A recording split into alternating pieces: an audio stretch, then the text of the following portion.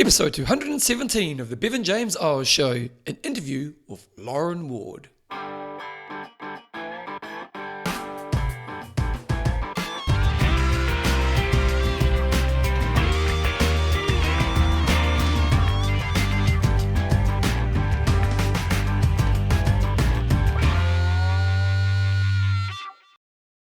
Rightio, team, welcome along to episode 217 of the Bevan James Eyles Show, your fortnightly podcast on the behaviours that create a lifetime of exercise so you can get all the benefits that come alongside it. I've got to say, I'm pretty excited about today's interview. Actually, it's a lady by the name of Loren Ward. Now, she runs a triathlon training business with her partner in the UK called Passion Fit. And I do a triathlon podcast called I Am Talk. I've been doing it for years. And a few weeks ago, we had one of her athletes who did really well at a race over in the UK. I think she won her age group, or I'm pretty sure she won her age group. She did very well. Whatever she did, she absolutely smashed it. And we got on and we interviewed this athlete because she had such a good performance. And as this athlete was speaking, it was really obvious that she was a part of a fitness community that she was extremely passionate about. And she was talking about Passion Fit a lot, but she was also talking about the kind of the framework that this group were doing around how they help people grow, how they try to make independent athletes, how they help them get performance, and just where they're helping people focus on in trying to bring the best of themselves and evolve as a person. And also you just got this big sense of this group had a real sense of belonging and community around them. Now, if you've listened to this show for a long period of time, you know I am all about this. You know, that's what I fundamentally believe, is that actually our job is to try to create a world where we have communities around, as a fitness professional at least, our job is to create communities around ourselves. And the more localized we can get, the better, I think, actually. The more we can get involved with local communities. I know a lot of people are looking online nowadays, but I kind of feel the more localized we can get it, the more important it becomes, because online training has a place, and it's not that I don't think online training is not valuable, but being with people, real contact, real everyday stuff is really great. And so then Loren actually contacted me and said, I'd love to come on the show for an interview. And I thought it'd be really great to get her on this podcast, because the purpose of this interview wasn't necessarily to talk about triathlon training, because this isn't a triathlon podcast.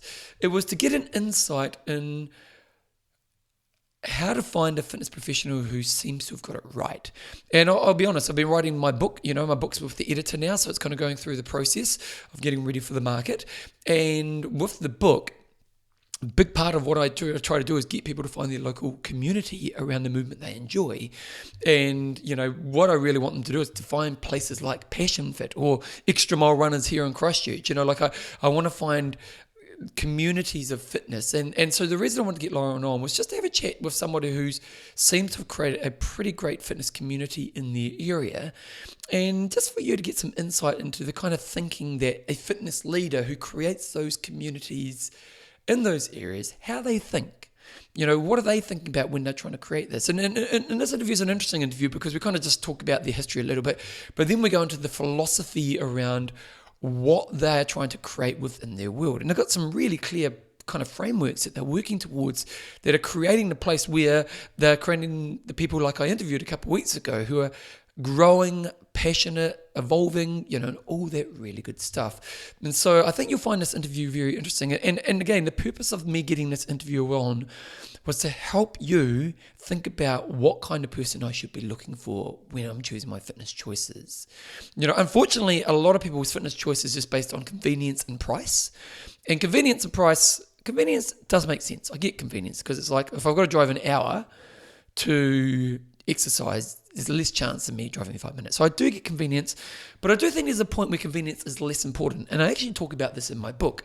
Like, if you can find a community that you feel belonging to, that you feel purpose to, that you feel passion with, that grows you and evolves you, and that's a 25-minute, 30-minute drive to get there, in comparison to a gym that's just up the road but actually has none of that, to me, convenience is not the answer. To me, the thing you want to find is that community, that identity, the belonging, the growth, the evolution. If you get that, the 30-minute drive is worth it because you're going to evolve and grow so much more than the convenience of going to a gym that's just up the road but doesn't provide any of that. And price. Price is a really interesting one as well, because a lot of people make fitness decisions based around price. They just want the cheap option, but then that cheap option often does come with no service, does come with no quality. If you want great results, sometimes you're just going to have to pay for it. And to be honest, I think you should have to pay for it. Like fitness professionals who are great at what they do provide a great service. And I don't think there's anything wrong with them charging a premium for their product. If they can make you change, well, that's a price worth paying. So, and I know I'm going to stick up for the fitness professionals here, but like if you can find that community, that's a great investment in your life. So I just wanted to get this interview on because I just kind of thought it was just a really good insight. And again, as I said before, ideally your job is to find people like this to help you on your journey. One before I get into the interview, I'm not going to talk about much. Oh, actually, we've gone into lockdown in New Zealand. So New Zealand, we've kind of been one of the role models of how to handle COVID. First COVID hit, we locked our country down for about 4 or 5 weeks, got rid of it completely, and then pretty much for the last year, life has pretty much been normal. And I've got to be honest, it's been kind of cool but kind of weird, because for us, life's kind of gone on. But then you're seeing what's happening in the rest of the world, and it's kind of horrible. But at the same time, your life's going on, so it's a bit of just a funny situation. But we have been hit with the COVID in the last few days. We've been locked down for about 3 days. It is the Delta variant, so it's obviously more extreme. Our government are very good at handling this, and they're taking some pretty bold decisions. I remember reading an article the other day, and it was like New Zealand locks down the whole country after one case, and they were kind of shocked and dismayed that we were doing that. But luckily, we are a border-free country, so we can, at least we're surrounded by water, so we can kind of, it's easier for us to manage. We're a smaller country, and we've got a political system where one party can make a decision, which kind of helps. So we've got many things that are working in our favour, but it is uncertain times, and I have to admit, there's parts of this I have struggled with, and I have to work through my head around how do I manage this well. And it's just, I know we all hope this period of time moves on quickly, but also how do we manage through this? And so, just want to kind of share with you guys. Now, I want to say a big thank you to the patrons of the show. If you want to become a patron of the Bevan James Eyles show, all you need to do is go to bevanjameseyles.com, click on Patreon or support the show, go to podcast, support the show, go through the patronage process. Basically, every time I release a show, you donate a little bit of your hard-earned money my way. And these are a few of the people who are patrons. Louisa Crosby, and she is the kitchen queen. Now, Louisa, I know you're actually training to do your first marathon. I've been speaking to her at the gym recently, and she's training to do her first marathon. She's always been a bit more of a weights girl with a bit of cardio on the side, but she's training to do the Queenstown Marathon. She says she's really enjoying it. It's a big challenge. She's pretty tough, so I'm pretty sure she'll get there. So good luck in the training, especially. I bet you're glad you're running now and not down. Ella Boom Boom Powell Green. We've got Darren, the Dangerous Busain. We've got Sarah, the Oracle Hill, and Scott Angus, or Scott ACDC Young, and David, the Unstoppable Storm Hale. David's been going through some tough times, so David, I haven't spoken to you recently, so I hope you are getting along well. Anyway, here is the main gist of the show.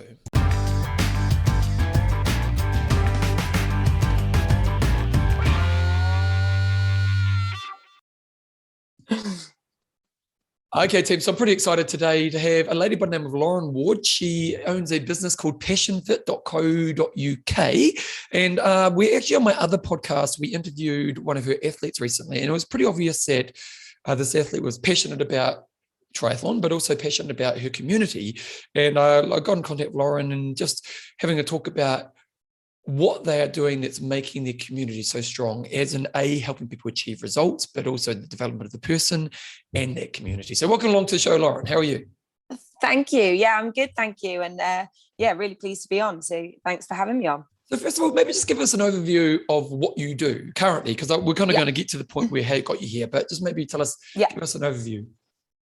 So what we do currently, I currently run the Passion Fit coaching business and community. So ultimately, I guess it is a a coaching business, and we primarily work with triathletes, or not solely, but primarily work with triathletes. But it's about so much more than that. It's a community of athletes, and we have in the past certainly found that we found it quite hard to find a group or a club or a team that we've really felt it is created an environment or a culture that we've really been able to thrive in. So we decided, I guess, kind of bugger it. Let's set up our own. Let's set up our own and set it up exactly as we think, creates a place where people can and thrive and really reach their full potential, whatever that might look like. So we work with athletes on a one-on-one basis, and we also work with, I guess, a community of athletes as well, that where we provide group sessions, and we provide, I guess, a place for them to achieve whatever their sense of accomplishment is, and make them feel very much that it's okay, that for every athlete in the community that looks very different. To some of them it might be that they want to become a Kona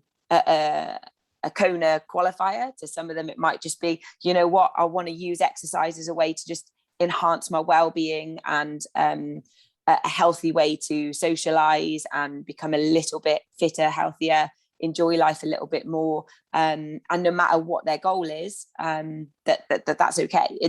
None of them, they don't have to be kind of world beating goals all the time. So just really to provide a place where that's okay. So and that they'll be supported. So you worked in fitness for a while. Yes. So when you think about setting up this business, because you sent me through some notes beforehand, and you're saying how you both kind of found a passion for triathlon, and then you realized there weren't really many good groups out there. So when you tell us a little bit about your history, and then what philosophy did you want to build this community on? Yeah. So I guess, a little bit of background about me. So I spent about 14 years working in the commercial fitness industry. So typically for commercial gyms, right from fitness coach or sort of fitness instructor, to personal trainer, to group exercise instructor, to gym management ultimately as well. And my husband, Tom, who also runs the community and the coaching business with me, comes from quite a different background. His is more from, he spent, oh my goodness, how many years? 20 plus years in the financial services and performance coaching, but in the corporate world, as opposed to necessarily in the sporting world. And he did have quite a sporting background as well, more not in triathlon, ironically. Before this point, it was in hockey, both playing and coaching. And then, yes, ultimately, I guess to cut a long story short, Tom and I got married in 2011, and then decided to go to Club La Santa in Lanzarote for our honeymoon, where we fancied giving a triathlon a go. We kind of saw it on the timetable and thought, right, well, let's give this a go. And loved it. I mean, I was horrendous. I was terrible. I came last. I was beaten by an 8-year-old boy. I was awful, but I loved it. I thought it was great fun. It was something completely different. Tom was a little bit more naturally sort of, I suppose, talented and quite good at it. And we kind of got the bug for it. He'd actually already been persuaded by my stepdad, who had done several Ironmans in the past, to sign up for Ironman Lanzarote the following year in 2012. So he'd already sort of started to think about it, but that was his first taste of it. So we'd already got into it, and we started to look at kind of local clubs and things. And I guess what we found was, and I guess different cultures work for different people, but what we certainly found is often in some clubs, there was a little bit of a culture of, I think we went to a couple of like group bike rides or group chain gangs, things like that. And it was very, very much about who was the fastest cyclist, and on some occasions, who could cycle the fastest and maybe show that they were perhaps the strongest cyclist of the group. That,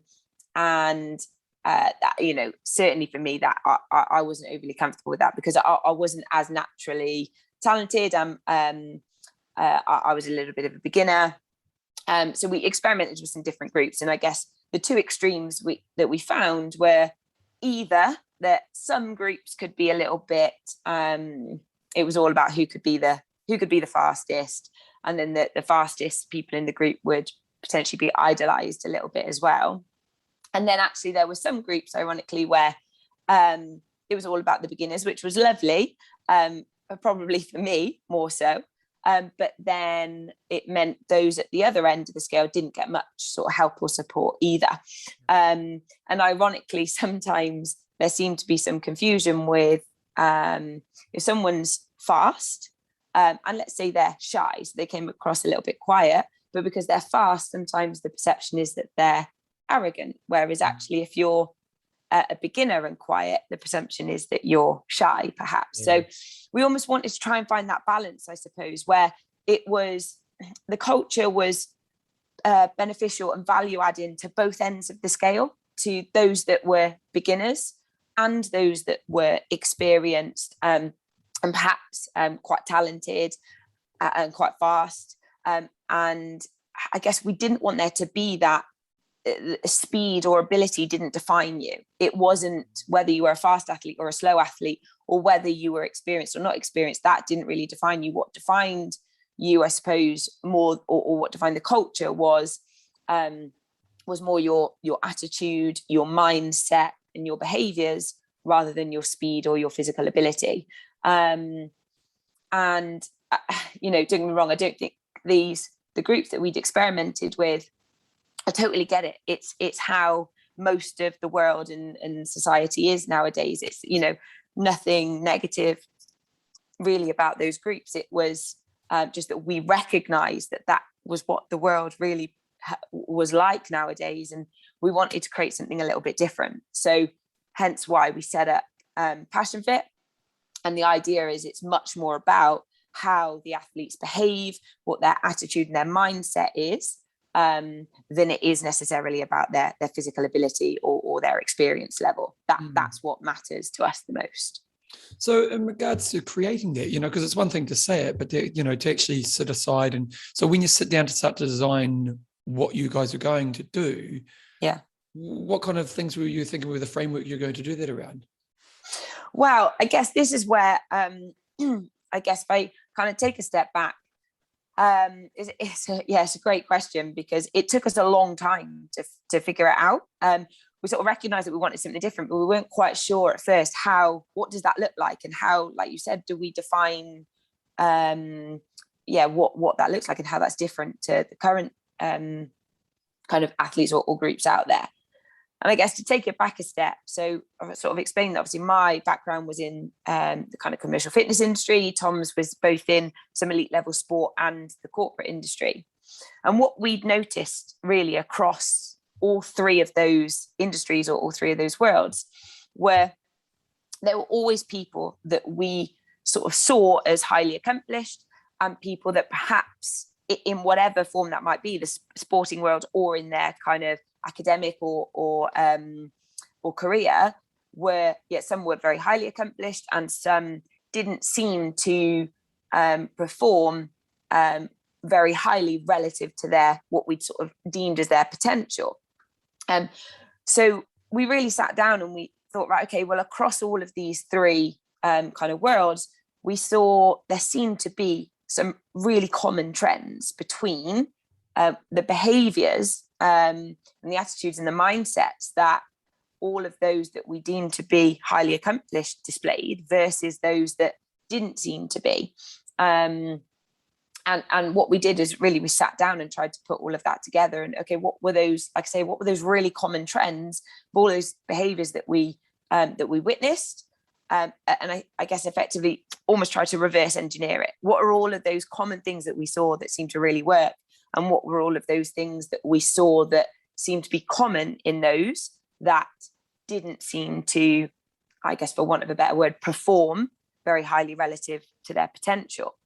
And that's really how we came up with, okay, that's what we're going to base, I guess, Passion Fit on, and the and what will work with our athletes on above all else, because actually we recognize that if people get these key things right, it will lead to a much more accomplished journey.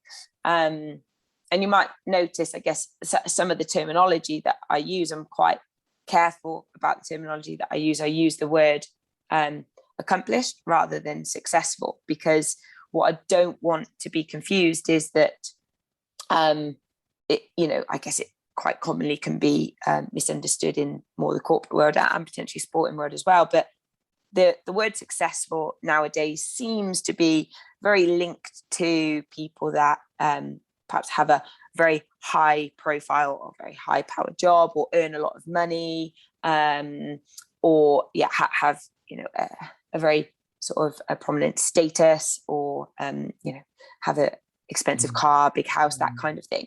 And that's not what success means to me, but it seems to be very commonly the case nowadays, is that the word success is linked to those things, whereas we prefer to use the word accomplishment, because for me that's not what success is. But I feel like I've got to use a different word so that it's really it's obvious that what I'm talking about is different. So it's sorry, like I say, we use the word accomplishment because and we use people's accomplishment against their potential, because we also recognize that, again, sporting world is an easy example to use, that everyone's potential is different. In the sporting world, their physiology is going to play a large part of it. So we'll only ever, I guess, measure our athletes' accomplishment based on what we believe to be their potential. And of course, we'll gather that information through talking to them through training, etc. And did you, so you said, is there a framework you work around with this? Is you're kind of saying that you wanted to develop a bit of a pathway towards the ultimate potential, or the at least accomplishment of a potential, and you've got to figure out where they are on that scale. And so what's the kind of framework you work around with this? So we use, so what we established was that there were four core, what we refer to as four core accomplishment behaviours, and two critical coachability behaviours. So essentially what we realised when we sort of observed all these people and we saw these common trends, what we realised is across all of them that we deemed to be highly accomplished, they were always displaying the same four core accomplishment behaviours and two critical coachability behaviours. There were other behaviours that they would display as well that are also really important, but I guess those were the six that we saw as always being there. If they displayed those, the outcomes were almost looking after themselves, if that makes sense. So what we've then established is that when we work with our athletes, what we almost work with them on are those four core accomplishment behaviours and two critical coachability behaviours, because if we work on those, then the result is that their performance tends to take a huge uplift, that their outcomes end up looking after themselves, and that the objective measures that we'll often use in the sporting world, like time for sort of runs and triathlons and whatnot, would end up improving. So that's what we base it on. We work with our athletes primarily. Of course, the training plan is important, and of course, to a certain extent, obviously that's important. But I guess once you get to a certain point and a certain level, we certainly believe that actually, if we look after those things and we work with our athletes on developing those behaviours, those four behaviours, or those four accomplishment behaviours and two coachability behaviours, then their outcomes and their performance will start to look after themselves. And what are those behaviours and the accomplishment behaviours? I figured that might be your next question. Yeah.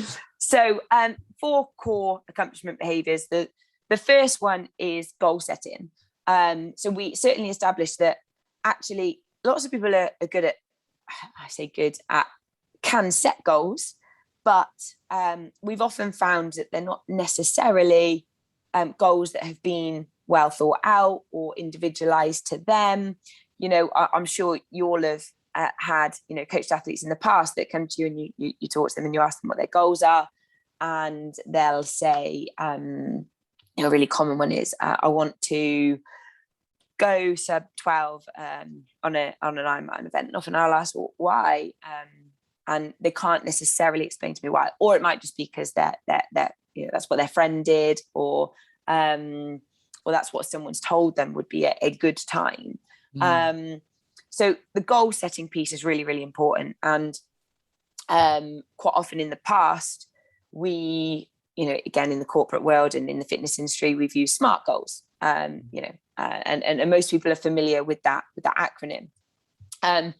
But we felt that SMART goals was lacking something. There probably needed to be even more detail to it to make sure that it was, I guess, the start point of their journey, which, the goal is normally the very starting point. That starting point was absolutely on point. Otherwise, everything else seemed to fall apart if the goal setting in the first place wasn't right.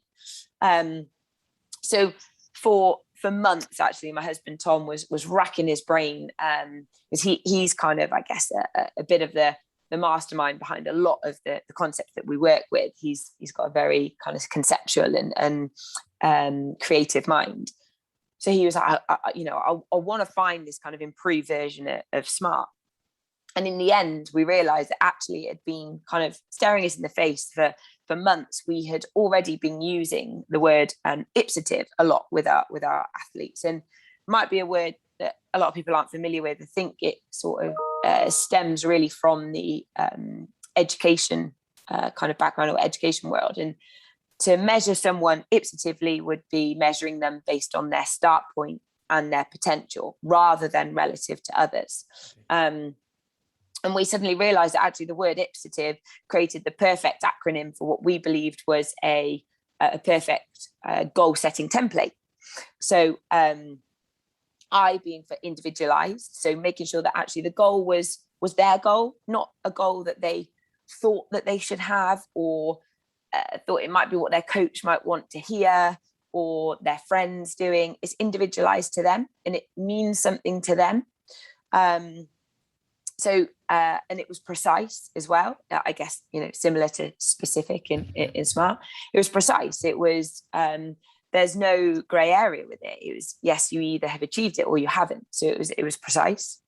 It was suitable for them as well. I suppose, if their love was in triathlon, then it was suitable to what they want their lifestyle to look like, and what their lifestyle is. It was either attainable or aspirational. So we realized that some athletes quite like to set goals that we call attainable, or maybe slightly safer goals. They're quite, they know it might be a bit of a challenge, but they're quite confident they can achieve it. Whereas some might like more aspirational goals. The goal might just be actually a little bit out of reach, but they want to go for it anyway, and understand that it might be kind of a more aspirational, a bit more of a stretch. So the goal should be either at least attainable, or aspirational is okay as well. And it should be trackable. It should be, again, be able to say whether you achieved it or not. And you should be at least able to influence the goal. So what we mean by that is, I guess things are either controllable, uncontrollable, or influenceable. So we can control your form. We can't control. Absolutely, yeah. And you can't control the weather. But you can control, whether you take an umbrella out with you. But the goal you should at least be able to influence it, even if you can't, ideally, fully control it. If you can't fully control it, I guess in a race, for example, you can't control who else is going to be there, how the other athletes perform, but you can at least influence it. You can prepare to the best of your ability and know that actually if everything goes to plan, an outcome might look a certain way. So you should at least be able to influence it. And then I guess the other bits that don't necessarily fall into SMART previously is it should be value adding. So the goal should add value to either your life or those around you. And I guess that's what sometimes we have found in the past is sometimes missing from some people's goals. They might like the idea of a goal, but actually the journey to get there can become quite frustrating, quite damaging, to either them or to those around them. So we always like to kind of check in, go through this checklist with our athletes when they create their goal. Is it going to be value adding to you, your lifestyle, and those around you as well? And then the last one is it should be exciting. If it doesn't excite the athlete or the person, then the danger is, are they going to be motivated to to follow through with everything that would be needed to achieve the goal? So it's got to excite them. So we came up with this IPSITIV acronym, and if an athlete's goal kind of ticked all of those boxes, then we deem that a really good starting place. That was a nice, clear goal that should then lead to making, if the goal is correct in the first place, the journey to follow should then be a little bit simpler and should lead to less frustration and things like that. The second, which goes in quite nicely with it, is their commitment continuum placement. So I think Lydia mentioned this briefly on when she spoke to you guys before. And what we then check in is, okay, with the athlete, you've got your goal now. So how committed are you to that goal? And I don't know whether people listening will be very familiar with the commitment continuum, but effectively it's stages of how committed to a goal that you are, from not committed at all, completely reluctant and don't buy into the goal at all, to compelled, which would be, I guess, the perfect place for an athlete to sit. Compelled is kind of that place where I'll do anything it takes to achieve the goal. But obviously then the other side of that is obsessed, which often, I guess, we end up seeing sometimes in athletes that become overtrained, injured. Sometimes if they aren't sure, they've become perhaps a little bit too obsessed with the goal and aren't sure when to take the rest and take a step back and whatnot. So we talked to the athlete about where they would place themselves in the commitment continuum. And ultimately, we need them to either be committed or compelled. Otherwise, if they think, no, actually, maybe I'm sitting more at, reluctant or like I say, not committed or compelled, then we might need to revisit the goal, because if they don't sit there, then they're not really committed to the goal. Then why is it a goal in the first place? We might need to take a step back, and one of those boxes perhaps wasn't ticked correctly. Is it individualized, or is it a goal you think you should have, but you don't really want to do? Yes. So they're the first two really big steps that we take with an athlete, is we go through that goal setting process, and then we work out where they are on the commitment continuum. And those two things have to be aligned. And sometimes there's a bit of back and forth between the goal and the commitment continuum until we find that perfect balance of, brilliant, there's the goal and you're fully committed or compelled to it. Fantastic. So they're the first two. They're the first two that we go through. And then the third is the controllables. So we've got goal setting, commitment continuum, and then control the controllables. So with control the controllables, we try to help the athlete understand that in order to achieve that goal, that means they need to control everything that they can that's going to lead to, I guess, them achieving the goal. So a really simple example might be, I think lots of the athletes that we've coached in the past probably don't get enough sleep. It's probably quite a common one. But in theory, that should be controllable. Yeah. For lots of them, it might not be controllable what time they get up in the morning. They may have to get up at a certain time because they've got to be at work at a certain time, got to get the kids out of bed, get them to school, whatever. But therefore, what they can control is what time they go to bed. So that they can control how much sleep they get. They might not be able to fully control the quality of sleep they get, but they can control things like, making sure they've got an open window, so they've got fresh air, making sure that they don't have too much screen time immediately before bed, what, not having caffeine, etc. So it's helping to teach them, understand that they do have full control over much more than perhaps either they realize, or perhaps than we often see from athletes getting things wrong. And it's teaching them to control all controllables and not to worry really about the things that you can't control, and to try and get that balance. Yeah. So it's educating them on the controllables. And quite often, just by pointing that out to them and just talking to them about the concept is enough. They suddenly realize, oh, actually, yeah, I do have a lot more control of that than I first thought. And then the fourth one is prioritization. We call it the 4Ds, although we've actually just extended it to the 5Ds, which I'll explain in a moment. But everything that you do through the day should fall into one of 4 boxes: either do, delay, delegate, or dump. So if it's a really important job and it's got to be done by you, then fine, it goes in your do box. If it's perhaps quite an important job, but it could be done by someone else and you could recruit someone else's help for it, you pop it in the delegate box. If it needs to be done at some point, but perhaps not urgently today, then you put it in delay. And if it's not an important job at all, then you just dump it, just get rid of it. And we recently kind of brought in a 50, which we call the diddlies, which are like the jobs that take like 30 seconds, but we all procrastinate on, never do, and then it becomes like a 2-hour job. Yeah, okay. Yeah, absolutely.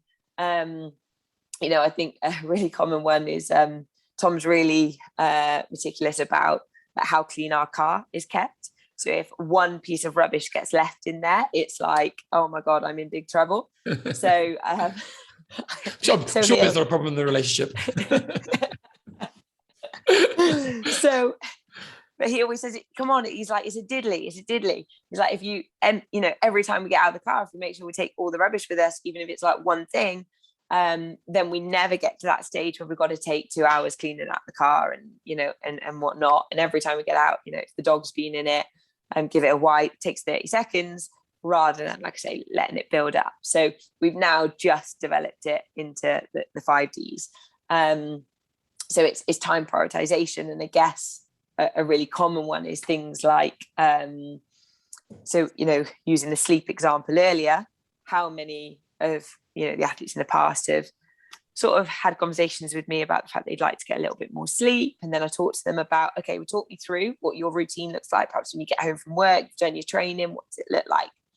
And, lots of times they might have prioritized maybe watching one more episode on that Netflix like box set that they were watching rather than go to sleep an hour earlier. So it's helping them understand actually, if you really want to achieve that goal, then your prioritization has to be on point as well, has to be in line with that goal, I guess. And the big thing for us is the athletes understanding that those 4 behaviors, if they get those 4 things right and those 4 things are in line with each other, so their prioritization is based around their goal, their commitment continuum placement is appropriate for their goal, or their goal allows them, I suppose, to be at the right place in the commitment continuum. And they're controlling all the things that they can control, then we see the athletes almost always, when they have those things on point, almost always achieve their goals. When we see athletes not achieve them, it's normally because one or more of those 4 behaviors are falling out of sync all the time. And I guess normally it's not just one. Normally it's, if one falls out of sync, normally that leads to a knock-on effect to the others as well. Yep. So they're the 4 core accomplishment behaviors. They're really simple, but we've certainly found if people get those right, then it leads to a very accomplished journey. Yeah, great. And you said there are 2 performance, or what was the 2 that? The 2 critical coachability behaviors, we call them. Yeah. So then on top of those, we call them the 2 critical coachability behaviors. So these are also what we believe to be extremely important in having an accomplished journey. The first being what we call transactional analysis.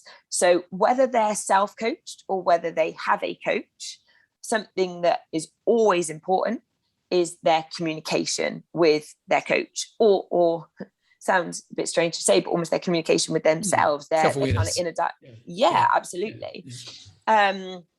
So I guess we talk about with our athletes there being kind of three transactional states. The preference is always for the transactions, the communication between the individual and the coach, to be adult to adult. So it's always an adult conversation. So, for example, if a coach is delivering some constructive feedback, that the athlete takes it in an adult way.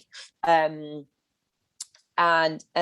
we try and make sure that neither the coach or the athlete ever fall into what we kind of call a child or a parent state. So a parent state could be, perhaps a little bit too tell-do.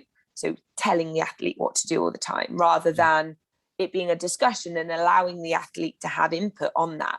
So it not being too controlling, but equally it not to be too nurturing either. Because actually, if I guess, for want of a better word, if you babysit the athlete all the time, we never help them learn and educate and make decisions. Yeah, absolutely. So we don't, but we also don't want to control them either, because it's their journey, not ours.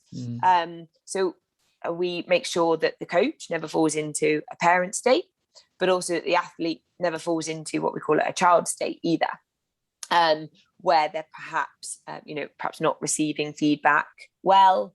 And we recognize that actually, if the athlete falls into a child state, that can encourage the coach to fall into a parent state, or vice versa. So it's making sure, and again, just normally by making the athletes aware of this, it makes them stay an adult, because they recognize immediately if, okay, I can see I've fallen into a state of mind that may not be constructive, so or effective. So we're really honest with our athletes that we always want to stay in that kind of adult to adult communication style. So that's the first one. And the second is what we call the support direction matrix. So if any athlete at any point was to plot themselves on a graph, where would they plot themselves if you had one axis as the amount of support they needed from their coach, and if the other axis was the amount of direction they might need?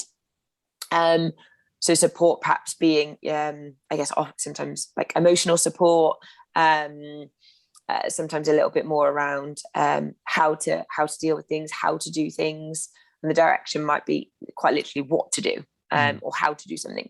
And of course, that's going to change massively through an athlete's journey. Of course, there's going to be periods of time where they require much more support or much more direction than other times.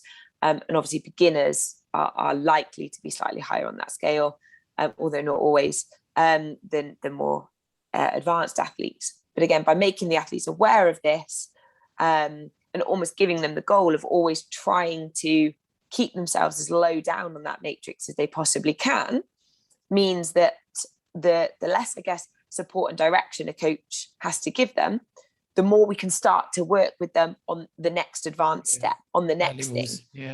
Yeah, absolutely. And I guess every time we take them up a level, we'd expect them to go higher on that graph, because it's something new that they're having to learn, something new they've got to understand.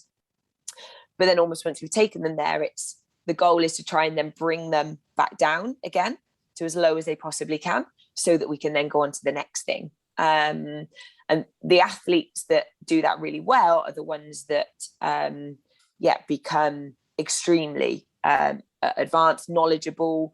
The more knowledgeable, the more they understand their sport, the easier they are to work with.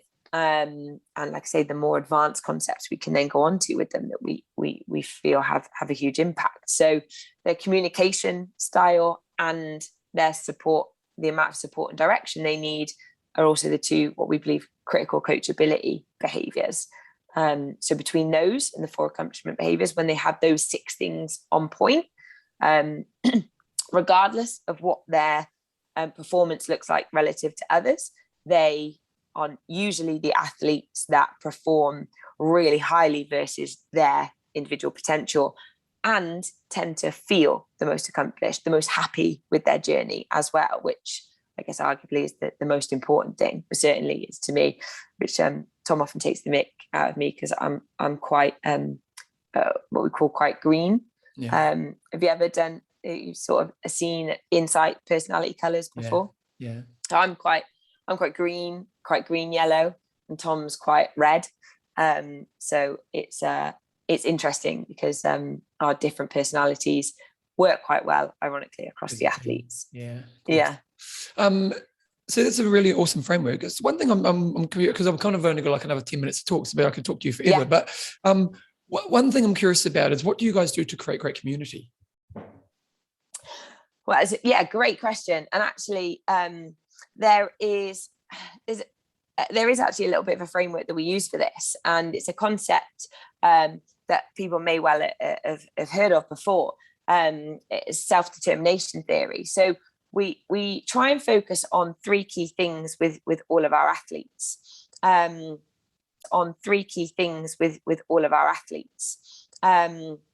One is you may have heard of it before, autonomy, competence, and relatedness. So we try and create in all of our athletes in the community like autonomy. So they have input in their training. They have it's not just dictated by us. They actually have some input in the decision-making process, in what training they do, when they do it, who they do it with, so they can train with each other. And therefore we have to therefore create competence in them as well. Yep. So we try to educate them and help them understand how to make those decisions, I guess. And then the third thing is the togetherness piece. So we try and create an environment where they all have, I suppose, a similar, they'll all have different goals, but they all have a sense of wanting to support each other achieve those goals. All understand, they all have some autonomy. They are all trying to develop their competence so that they can use each other to do that as well as us. So we encourage them to train together a lot.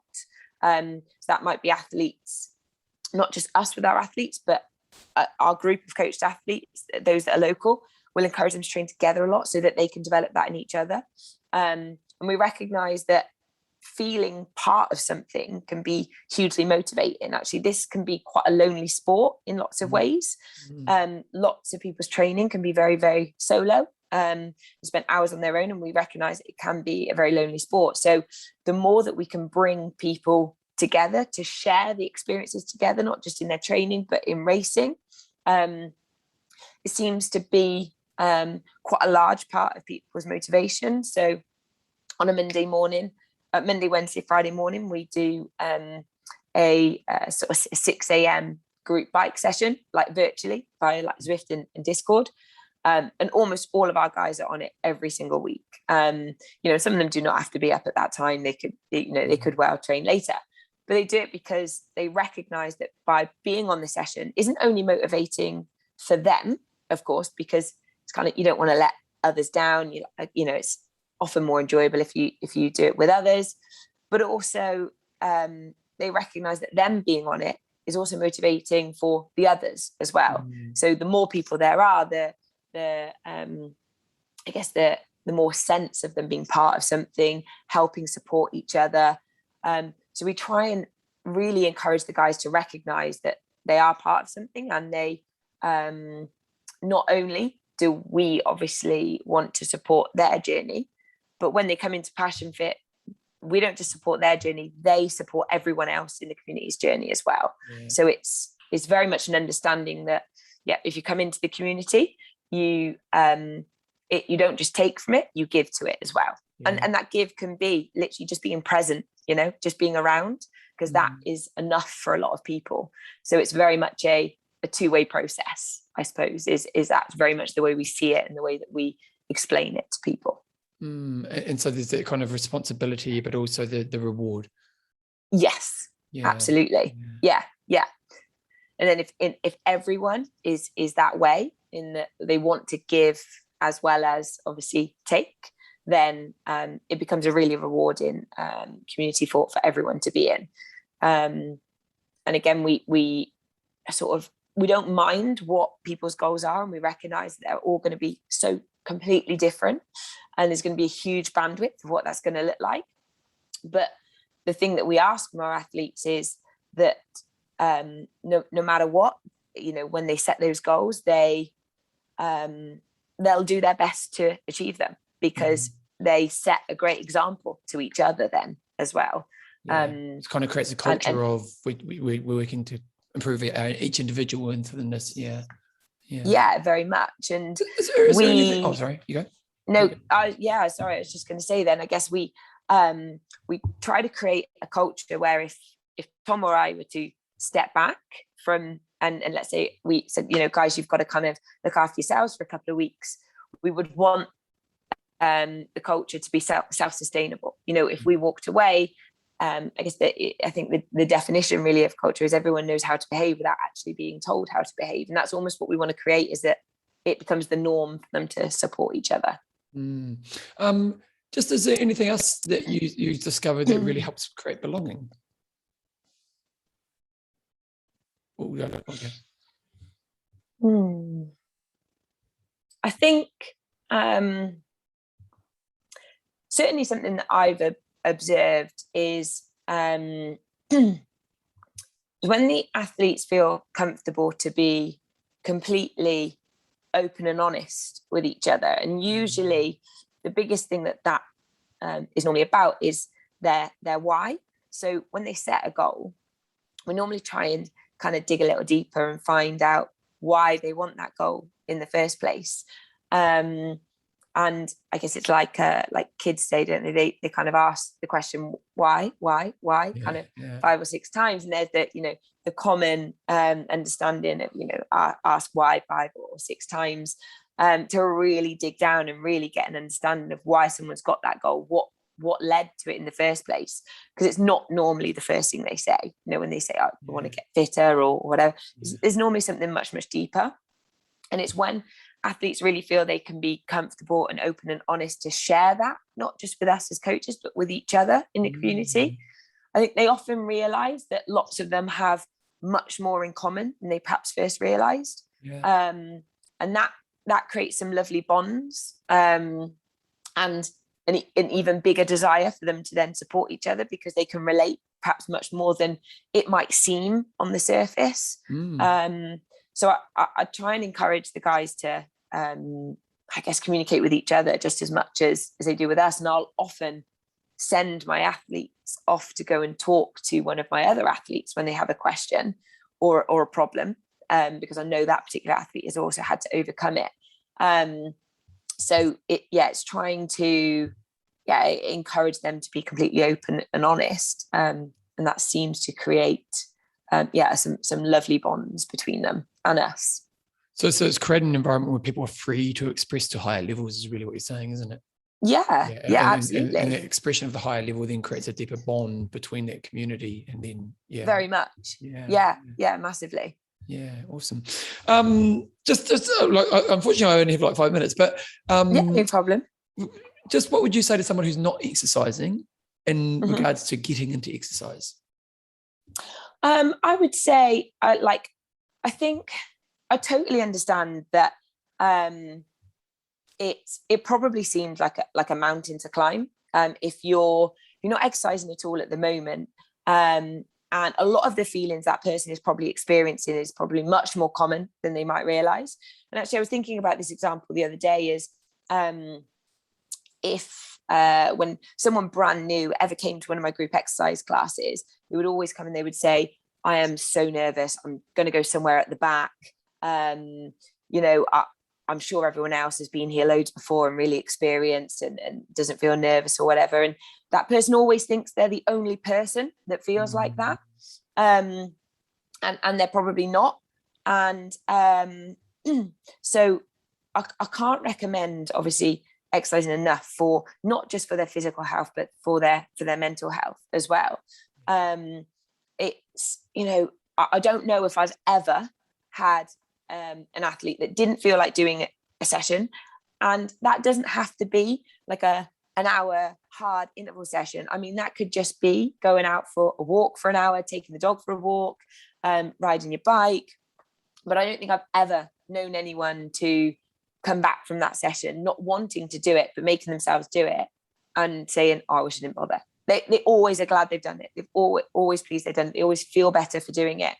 And a saying we often use in Passion Fit is trust and courage. So for most people, they probably understand that exercise is the right thing to do in terms of it improving our physical health and improving our mental health.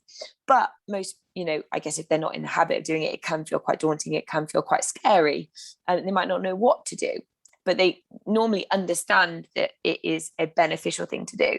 So what I would say is perhaps to take that phrase away is that trust and courage. Trust that the process of exercising will make them feel better, and then have the courage to go for it. I think often people perhaps wait for a feeling of belief or guarantee that it will definitely take them to a particular place, whether it be physically or mentally.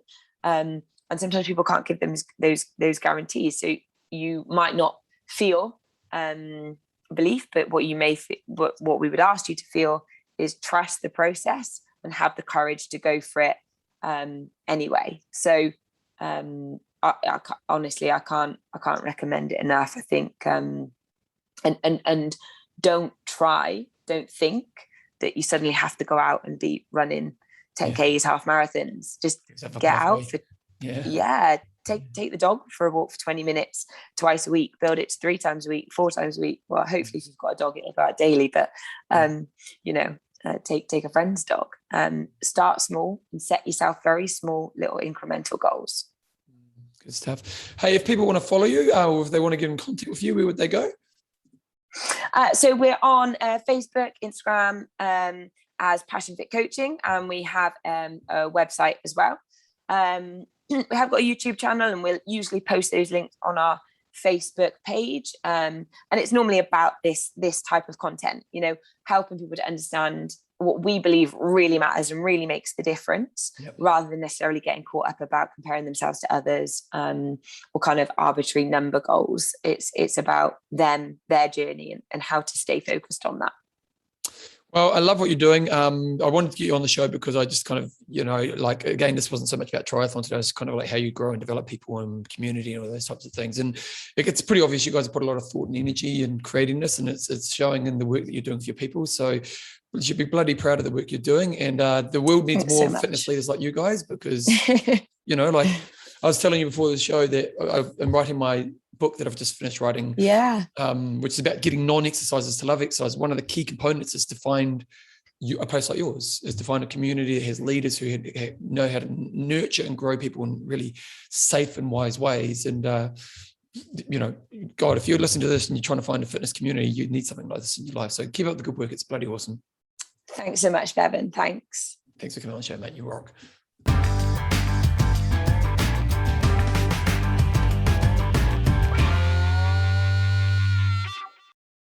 Alright, team, hopefully you enjoyed that interview there. As you can see, as I was saying before the show, you can see that Loren and her partner have spent a lot of time thinking about how they help people grow. And they've got good frameworks, they've got community, they come from the right place, it's all that good stuff. And again, as I said earlier, the reason I wanted to get you on is for you to think about the kind of fitness professionals you're bringing into your life. What communities are they creating? What kind of leadership do they provide? Because if you can get that part of the puzzle right, man, you're going to be successful. And as I said earlier, in my book, that's a big part of one of the journeys of the book is basically what I've done with the book is each chapter kind of has a lesson, but there's also a challenge because I want them to have experiences, and the challenge kind of builds their growth along the way. But one of the challenges is to find your fitness community, because I guarantee if I can help people find a fitness community around a movement they enjoy, their chances of having exercise for the long term go massively through the roof. So, and I'm pretty sure Loren and her man have done that at Passion Fit. So yeah, it's good stuff. Anyway, that's pretty much today's show done and dusted. Just a couple of little things to plug here. First of all, if you enjoy the show, can you please put feedback on your podcatcher? Just give a review. It just helps to get it boosted.